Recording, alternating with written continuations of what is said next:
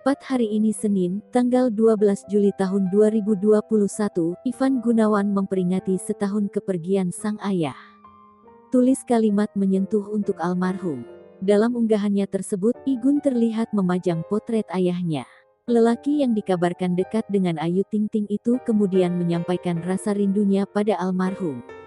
Igun selalu memanjatkan doa agar sang ayah mendapatkan kedamaian dan tempat terbaik di surga.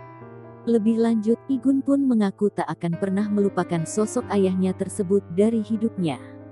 Unggahannya tersebut pun dibanjiri ucapan dan doa oleh warganet.